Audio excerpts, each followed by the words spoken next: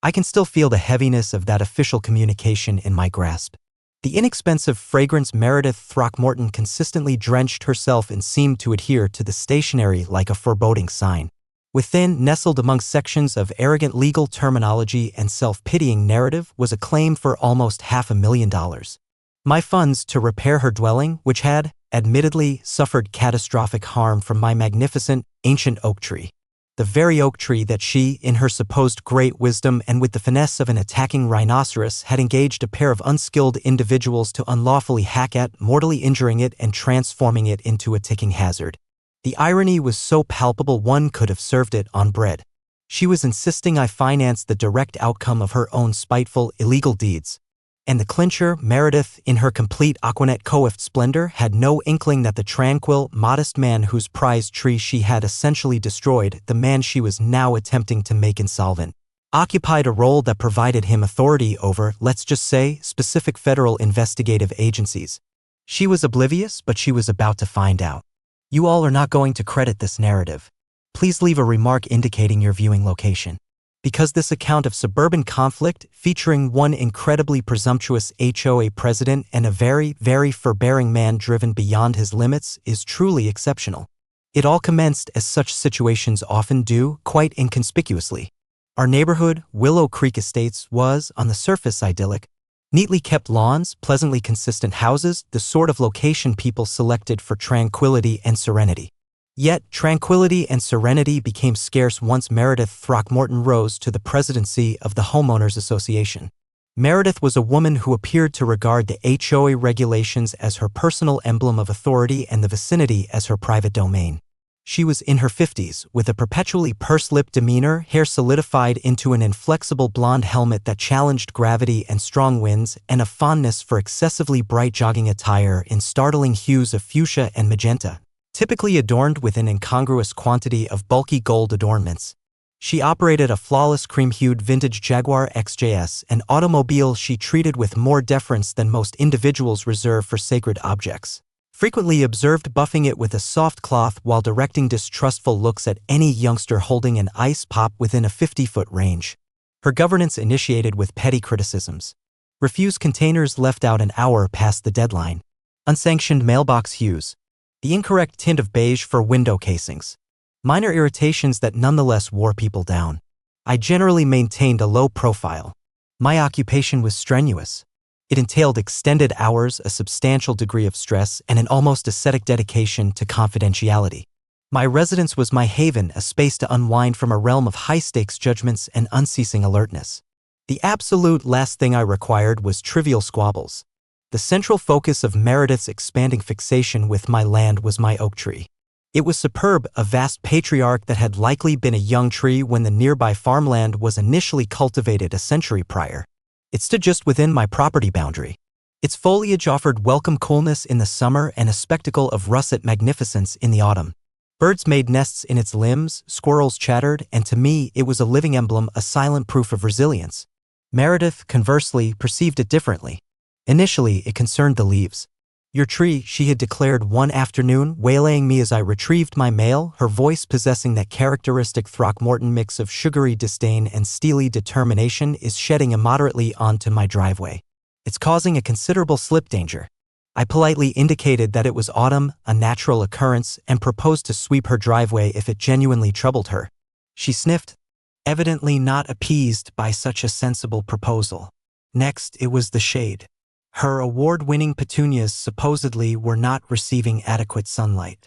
The detail that her petunias were situated on the north aspect of her house and would scarcely receive sun even if my oak were to magically disappear seemed to elude her. Ultimately, it was the roots. Those roots, Mr. Henderson, she proclaimed during an especially contentious HOA meeting where she had forcefully dismissed a proposition for a community garden because it might draw undesirables, earthworms, one presumed, are undoubtedly impinging upon my foundation. I can sense the vibrations. I calmly clarified that oak roots predominantly extend sideways and are not usually invasive towards foundations unless there is an existing leak or structural weakness they can leverage, which, considering the newness of our homes, was improbable.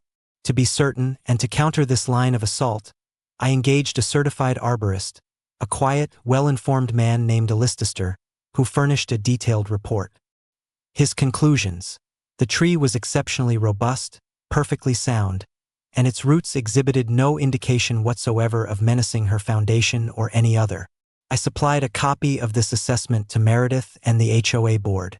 I presumed that would resolve the matter. Oh, how mistaken I was.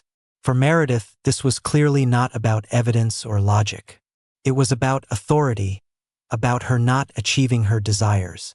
Her communications became more regular, more cutting. Ambiguous threats concerning HOA penalties started to arrive in my mailbox, not for the tree, but for items like the exact height of my grass, measured with a ruler she wielded during one notable tirade on my porch, or the unapproved variety of mulch in my flower beds. I recorded everything: her remarks, the letters, my courteous, factual replies. A lifetime dedicated to navigating intricate human interactions and analyzing deceptions had instilled in me the crucial significance of a meticulously kept archive. I still hadn't involved my professional life in this in any capacity. It was my safeguard, not my weapon. But the strain was intensifying, and a profound, cold resentment began to awaken. She was agitating a bear that, for very sound reasons, preferred to remain unbothered. I just hoped, for her own well-being, she would retreat before she genuinely grasped what sort of bear it was. The predicament with Meredith Throckmorton and my oak tree festered like an unattended injury. Her increasingly strident and reality-detached demands were countered by my ongoing polite, evidence-supported retorts. I resent copies of the arborist's assessment. I offered once more to have a Leicester meet with her to clarify his findings. She waved it all away, her face a mask of profound indignation that I would dare to challenge her self-anointed expertise in all matters arboreal and foundational. "That man is clearly in your employ, Mr. Henderson," she had scoffed during one particularly disagreeable exchange by our common fence, her Jaguar gleaming wickedly in her driveway behind her. A true expert would recognize the immediate peril. The immediate peril, naturally, resided solely within the confines of her own mind. But Meredith was not inclined towards patience or proper procedure when it conflicted with her wishes. I was required to travel for work rather often. My tasks were frequently sensitive, necessitating my unavailability and sometimes absence from the country for days, occasionally weeks, with minimal warning. I had just come back from an especially demanding journey, a somewhat delicate negotiation in a frosty European capital that had drawn upon all my reserves of diplomacy and unwavering determination, anticipating nothing more than a serene weekend in my garden, perhaps with a fine book beneath the shade of my embattled oak. Instead, I drove into Willow Creek Estates to observe a dilapidated, unmarked pickup truck, loaded with chainsaws and jumbled ropes, departing from the curb near my residence. Two men, appearing as though they had wrestled ursines for a livelihood and been defeated, were in the vehicle's cab. A chilling apprehension enveloped me.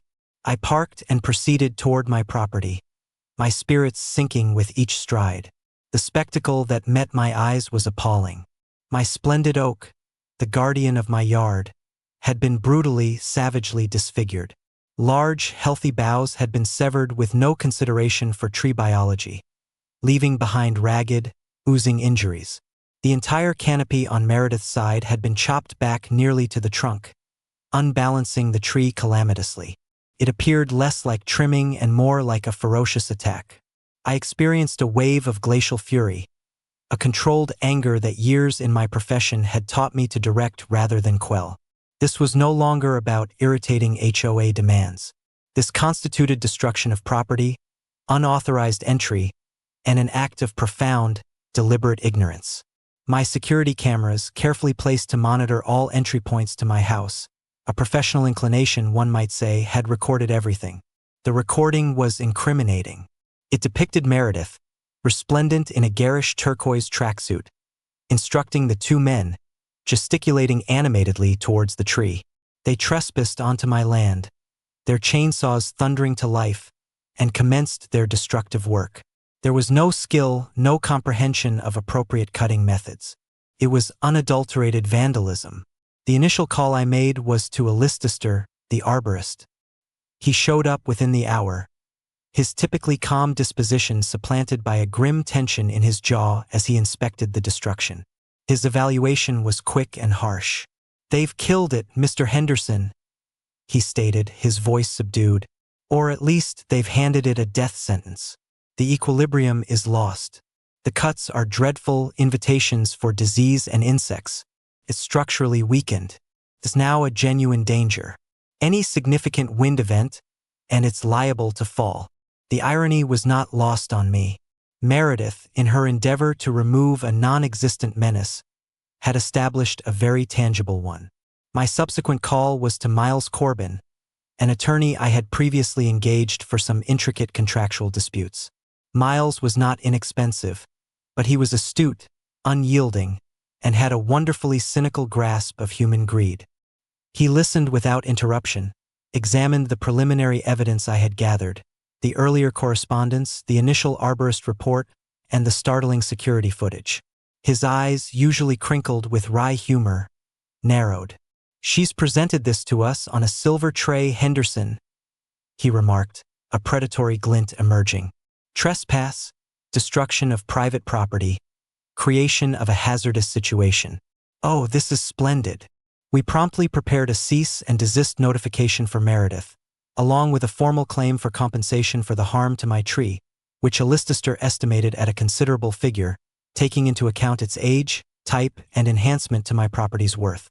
We also dispatched a formal advisory to the HOA board, including a copy of the footage and a listister's new report detailing the tree's now hazardous condition, thanks to their president's unlawful actions.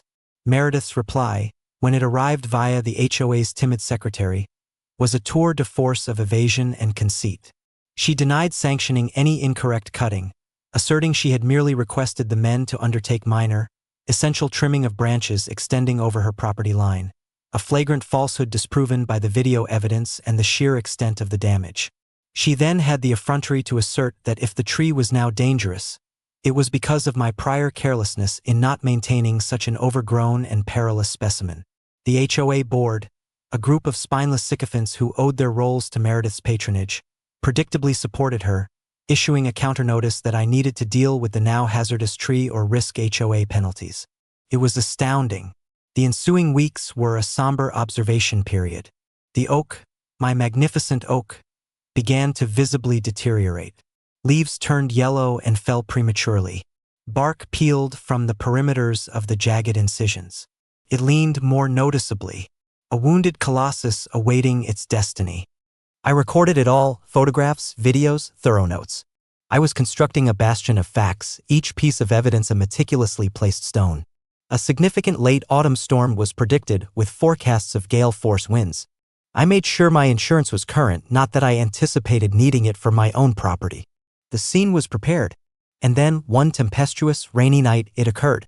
An ear-splitting crack like a cannon's discharge, followed by a nauseating, rending crunch that seemed to vibrate the very underpinnings of my house. I knew, even before I looked, what had transpired. My murdered oak had finally yielded, falling directly onto Meredith Throckmorton's immaculate Jaguar-adjacent residence. The direct aftermath of the tree's collapse was tumultuous. A cacophony of sirens, flashing lights, and Meredith Throckmorton's unique brand of high-volume wailing. Her house, or at least a substantial part of her roof and the entire master bedroom suite, appeared as if it had been split by a giant's weapon. The massive trunk of my fallen oak rested across it like a sorrowful, accusing digit. Neighbors gathered in entrances, looking out through the wind and rain, their faces a blend of astonishment and, in some instances, poorly hidden malicious pleasure. Meredith, enveloped in a silk robe that seemed entirely insufficient for the storm, was practically quivering with indignation, alternately lamenting her ruined heirlooms and her brush with death, conveniently forgetting, it appeared, who had authorized the tree's demise initially. Insurance assessors, law enforcement officers, and emergency tree felling teams converged on Willow Creek. It was quite a display. I stayed in my house, watching, recording, and biding my time. I knew what was imminent. And predictably, about a week later, after the initial wreckage had been removed and the vast aperture in Meredith's roof was shielded by an enormous blue tarpaulin that billowed lamentably in the wind, the previously mentioned certified letter made its appearance. The claim for $500,000. The letter, composed by a legal firm I vaguely knew as one specializing in aggressive, frequently baseless lawsuits, was a piece of imaginative writing. It portrayed me as a neglectful, irresponsible property owner who had cruelly ignored numerous alerts about my dangerously unstable tree, directly causing the ruin of Mrs. Throckmorton's property and immense emotional suffering. There was no reference, naturally, to her unlawful tree trimming foray, no recognition of the arborist reports I had supplied, no inkling of her own fault. It was pure, unadulterated blame-shifting, cloaked in the formidable guise of legal language. My initial call was to Miles Corbin. I transmitted the letter to him via fax, and he requested my presence at his office, a leather-and mahogany sanctuary of strategic conflict. $500,000, he contemplated, reclining in his chair, the letter laid out before him. She's not timid, is she? On what basis does she suppose this fantastical notion will prevail? I then calmly guided him through the evidence I had painstakingly gathered since the day her operatives had assaulted my tree, the dated photographs of the healthy oak before the event, the clear, timestamped security footage of Meredith directing the unlawful cutting on my property. A Leicester's damning second report explicitly stating that the unauthorized pruning had fatally destabilized the tree and rendered its collapse in strong winds almost certain, the record of my unheeded warnings to her in the HOA about the danger she had created, and copies of all communications. Miles's eyebrows ascended progressively higher as I presented it. By the time I concluded, a slow, predatory smile was spreading across his face. "Henderson," he stated, his voice filled with something resembling delight, "this isn't a defense. This is a counter-assault. She hasn't just injured herself. She's obliterated her entire limb and is now attempting to charge you for the fragments. Now, it is crucial to state that while my regular employment is significant, I do not utilize the assets of the Federal Bureau of Investigation for personal retribution. That would constitute a severe misuse of authority and, frankly, be beneath the dignity of the position I occupy. Nevertheless, the abilities I have refined over decades, the meticulous focus on specifics, the capacity to analyze intricate circumstances, to pinpoint vulnerabilities in an adversary's account, to arrange facts into an unassailable argument, those are mine to employ, and I plan to utilize them to their maximum potential in preparing for Meredith Throckmorton's absurd legal action. While Miles managed the overt legal stratagems, I discreetly commenced my own extremely thorough background investigation. I aimed to discover everything about Chainsaw Chuck's discount tree choppers, as I had mentally labeled the team Meredith engaged. Were they licensed, insured? A swift examination of state archives, something I was quite skilled at navigating, showed they were neither. They were an unregistered business, probably compensated in cash, untraceable unless Meredith herself named them, a detail her initial police report conveniently failed to include. I investigated Meredith's own financial status through publicly accessible documents, naturally. Were there any indications of her appropriating HOA reserve funds, a frequent enticement for minor despots? Nothing immediately obvious there, but I took note. The countersuit we formulated was a work of art. We enlisted a certified surveyor to reconfirm, down to the millimeter, the property boundaries, definitively proving the entirety of the tree's base and the trespass. We engaged a structural engineer to offer an expert assessment on the forces involved in the tree's collapse, correlating it directly with the improper cuts and the prevailing wind velocities on that critical night, data for which we hired a forensic meteorologist. Every assertion Meredith had made in her demand letter was to be systematically, irrefutably deconstructed and demonstrated to be not merely incorrect, but intentionally deceptive. In the meantime, Meredith launched a local character assassination effort.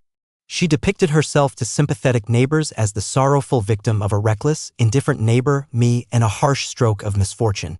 She organized tearful coffee gatherings on her undamaged patio, narrating her trial with dramatic embellishment. I maintained my silence. I allowed her to speak. I knew that every falsehood she concocted, every overstatement she presented, was another fiber she was weaving into the snare for her own trustworthiness. Some neighbors, easily influenced, extended her sympathies and cast pitying or sometimes critical looks in my direction. Others, who had previously encountered Meredith's distinctive style of charm, wisely stayed impartial, their expressions noncommittal. The sheer absurdity of it all was almost amusing had it not been so exasperating. But beneath the annoyance, a cold, gratifying feeling of certainty was developing. Meredith Throckmorton had initiated a conflict with the incorrect individual. She believed she was swatting a fly. She had no inkling she was jabbing a hornet's nest with a very, very pointed instrument, and the hornets were on the verge of getting organized. The day we finally entered courtroom number 3 of the county courthouse, the atmosphere was heavy with an almost tangible tension. Meredith Throckmorton was already positioned at the plaintiff's table, a spectacle in what I could only term bereaved widow chic, a modest black dress, but with a strand of noticeably large pearls and a diamond tennis bracelet that sparkled ostentatiously each time she dabbed at her tearless eyes with a lace-edged handkerchief. Her attorney, a stout man named Lionel Pratchett, whose main credential appeared to be his membership at the same golf club as Meredith's spouse, projected an unmerited self-assurance, arranging his documents with a sequence of self-important little throat clearings. He resembled a man who thought his own bluster could secure victories. I, conversely, experienced a calm, almost tranquil concentration. Miles Corbin, my lawyer, was at my side, his attaché case filled with an arsenal of meticulously ordered evidence. He offered me a discreet, comforting nod. He knew we were prepared. The session commenced with Mr. Pratchett's introductory speech, a florid and emotionally laden discourse portraying Meredith as the blameless casualty of my deliberate and wanton carelessness.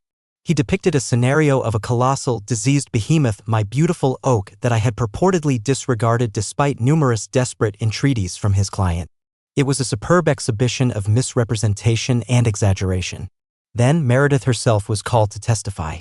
She was, I must concede, a proficient performer.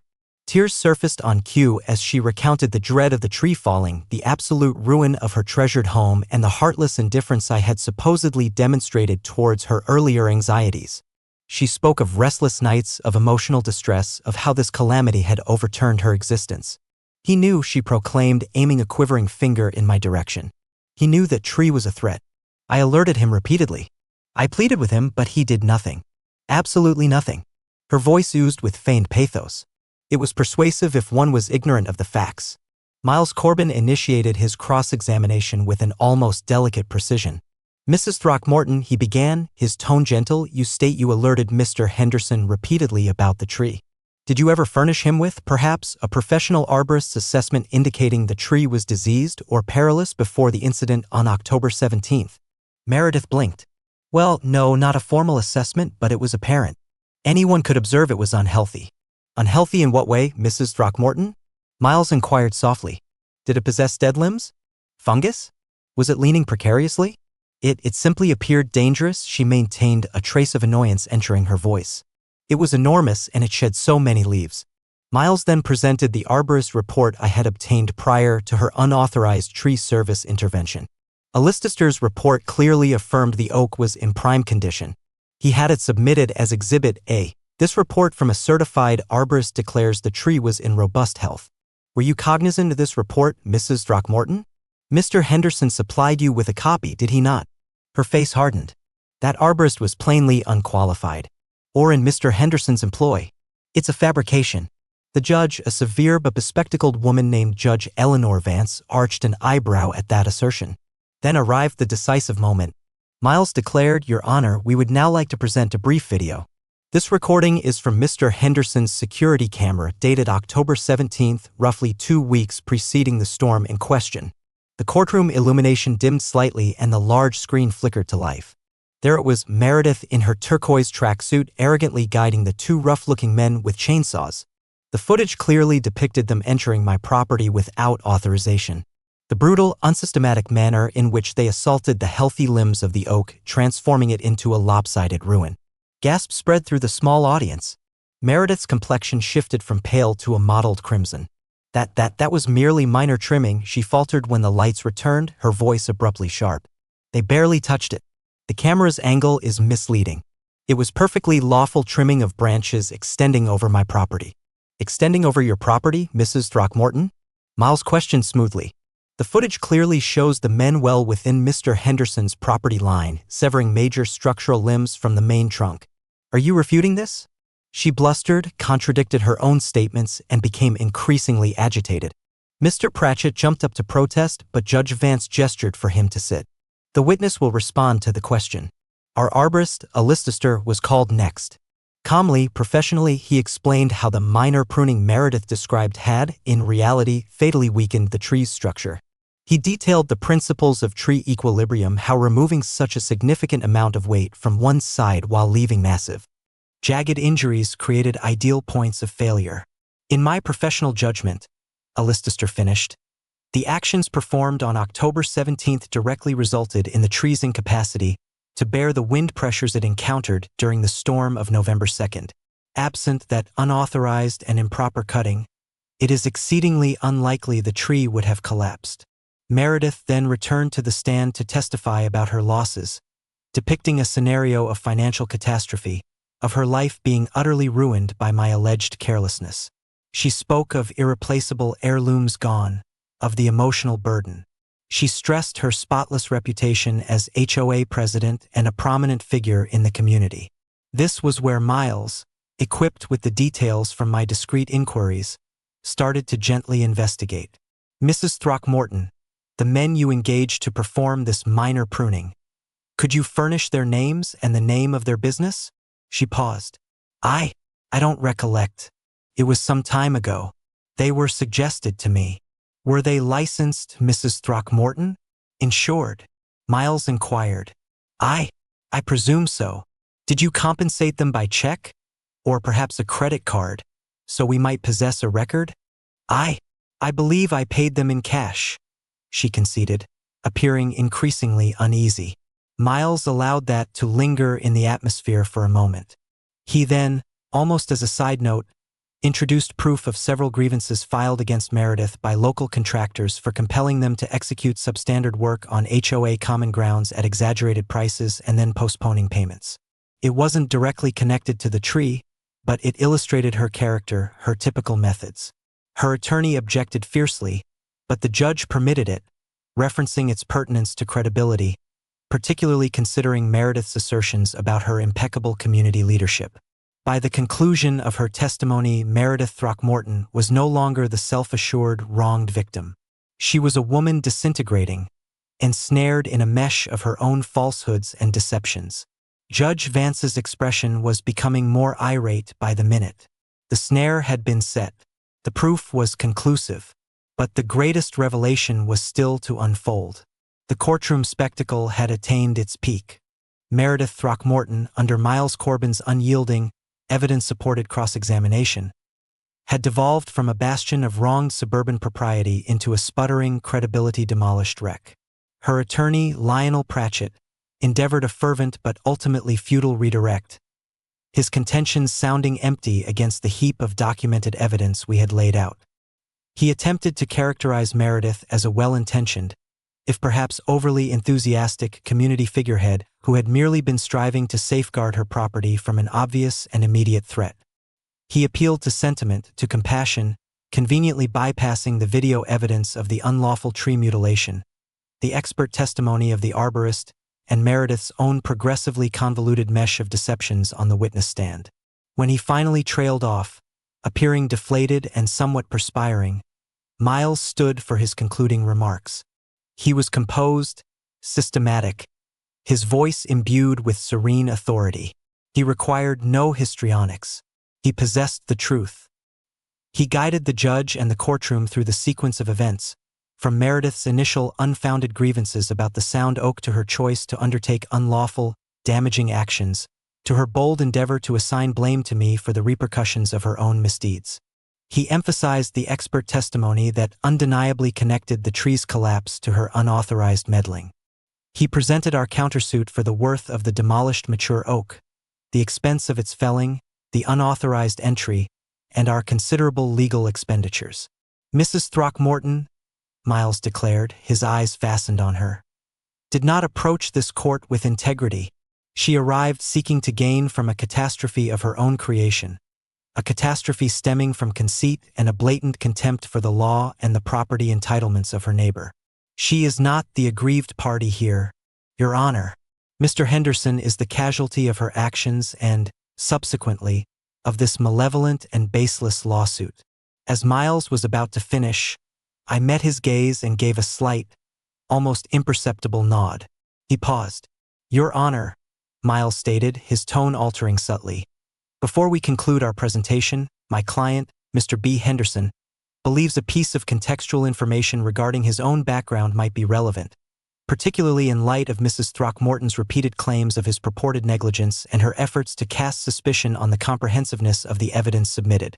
Judge Vance glanced towards me, a hint of inquisitiveness in her otherwise severe demeanor. Mr. Henderson, Do you intend to speak to the court directly on this issue, or will counsel do so? If it is agreeable to the court, Your Honor, I stated, rising deliberately, my voice composed and deliberate, I believe I can provide clarification. A stillness descended upon the courtroom. Even Meredith, who had been restlessly moving and whispering intensely to Pratchett, became motionless. All attention was directed at me. Your Honor, I commenced. Mrs. Throckmorton has consistently accused me of being careless, of failing to act responsibly concerning my property. She has disputed the legitimacy of expertly collected evidence. I believe it is pertinent for the court to comprehend that my professional existence has perhaps furnished me with a certain viewpoint on such matters. I paused, allowing the suspense to heighten just a bit. For the past 22 years, I have functioned in diverse roles within the federal government. For the last 7 of those years, I have occupied the position of Assistant Director in charge of the Counterintelligence Division at the Federal Bureau of Investigation. The silence in the courtroom was complete, so profound one could discern the whir of the fluorescent fixtures. Meredith Throckmorton's jaw, which had been fixed in a defiant posture, went limp. The color vanished from her face, leaving her resembling a deflated blimp.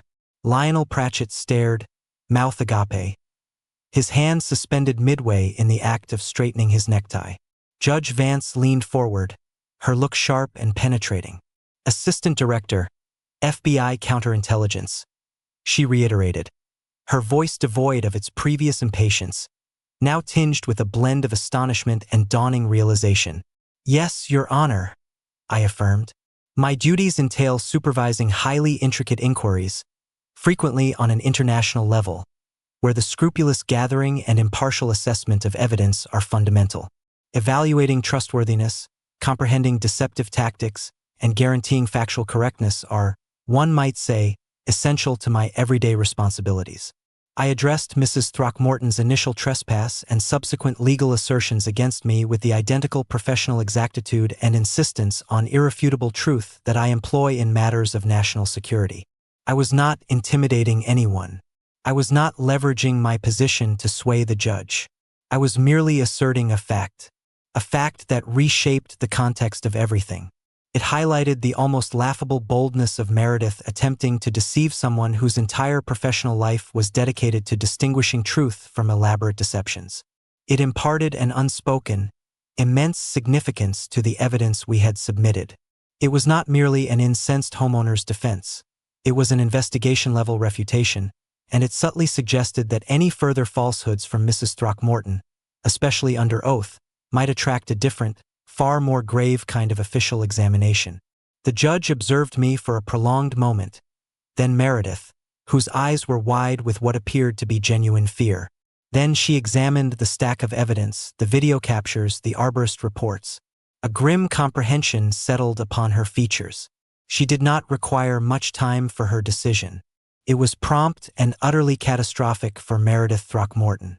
Her entire legal action was dismissed with prejudice. Judge Vance then addressed our countersuit. She granted us the complete sum for the worth of the magnificent oak tree Meredith had ordered demolished. She granted us the expense for the tree's removal from her property, given that its fall was attributable to her actions. She awarded all our legal costs. And then, in an action that unmistakably conveyed her dissatisfaction, she included punitive damages for malicious prosecution and trespass, citing Meredith's flagrant misconduct and attempts to deceive the court. The aggregate amount Meredith was mandated to pay me was well into 6 figures. But Judge Vance had not concluded. She fixed Meredith with a glacial stare. Mrs. Throckmorton, she stated, her voice dangerously subdued, this court has found your testimony to be replete with discrepancies and blatant untruths. Endeavoring to commit a fraud upon the court is a grave transgression. I am forwarding the record of your testimony and the evidence presented herein to the District Attorney's Office for an examination concerning potential perjury charges. Meredith emitted a small, stifled cry. Lionel Pratchett looked as though he wished the ground would open up and consume him. The repercussions were as conclusive as the ruling. Meredith Throckmorton was financially and socially devastated. Incapable of financing the restorations to her house or the enormous judgment against her, she was compelled to sell her partially ruined home at a ruinous deficit. The vintage Jaguar XJS was among the initial possessions to be liquidated. She stepped down from the HOA presidency in ignominy. The news of my actual profession, once discreetly unveiled in court, circulated through Willow Creek like a sudden blaze, though in hushed, awestruck whispers. Some neighbors who had previously sided with Meredith offered shamefaced apologies. A new, far more sensible HOA board was swiftly chosen, and a feeling of cooperative tranquility, long missing, started to permeate the community. My venerable oak was no more, a bereavement I still experienced acutely. But in its stead, justice had established itself. I planted a new young tree, a juvenile white oak, not far from where its forerunner had stood, a representation of fortitude and fresh starts. And so that is the account of how an HOA Karen, blinded by her own sense of privilege and conceit, attempted to ruin my property and then my personal finances. Utterly oblivious that she was initiating a confrontation with someone who not only understood how to construct an irrefutable case but also chanced to occupy a rather high-ranking role at the FBI. She learned an extremely harsh lesson. Occasionally, the quiet, unassuming neighbor one chooses to torment may indeed be the very individual they should have avoided at all costs.